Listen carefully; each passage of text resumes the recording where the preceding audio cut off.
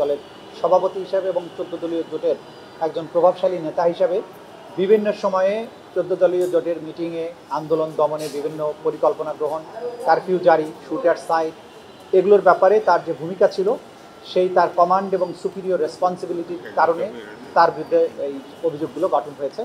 তিনি বিভিন্ন সময় উস্কানিমূলক বক্তব্য দিয়েছেন, ছাত্রদেরকে সহিংস, ছাত্রদেরকে সন্ত্রাসী, জামাত, শিবির, বিএনপি এগুলো বলে তাদেরকে হত্যা করাটা যে যৌক্তিক বা বৈধ এই ধরনের একটা ইমপ্রেশন তৈরি করেছেন।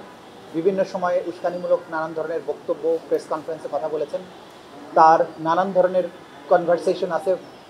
বিগত সময়ে যিনি প্রধানমন্ত্রী ছিলেন শেখ হাসিনা, তার সাথে টেলিফোনে কথা বলে ড্রোন ব্যবহার করা, হেলিকপ্টার ব্যবহার করা, বোম্বিং করা, এইভাবে ছাত্র জনতাকে হত্যা করার যে পরিকল্পনা, সেগুলো নিয়ে প্রাইম মিনিস্টারের সাথে তার আলোচনা হয়েছে। তিনি তার সম্মতি জানিয়েছেন, পরামর্শ দিয়েছেন কিভাবে আটক করা উচিত, আটক না করে কোর্টে প্রডিউস না করে জেলে না পাঠিয়ে কি করা উচিত।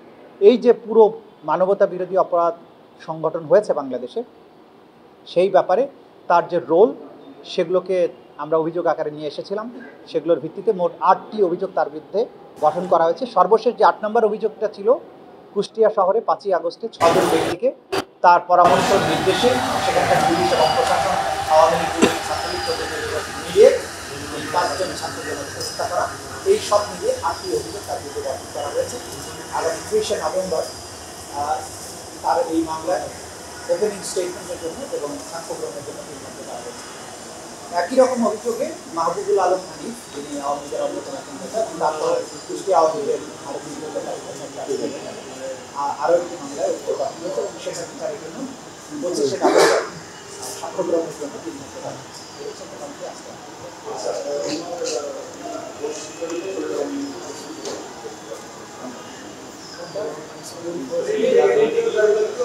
কোনো কিছুই আপনারা এটা আমলে নিতে পারবেন না। কারণ হচ্ছে আজকে অভিযোগ গঠনের পরে আইনের বিধান হচ্ছে তাকে আসামিকে জিজ্ঞাসাবাদ করতে হয় যে আপনার বিরুদ্ধে এই অভিযোগ গঠন হয়েছে, আপনি কি নিজেকে নির্দোষ মনে করেন নাকি দোষী মনে করেন। যদি উনি নিজেকে দোষী বলেন তাহলে আদালত একটা রায় দিয়ে দিতে পারেন।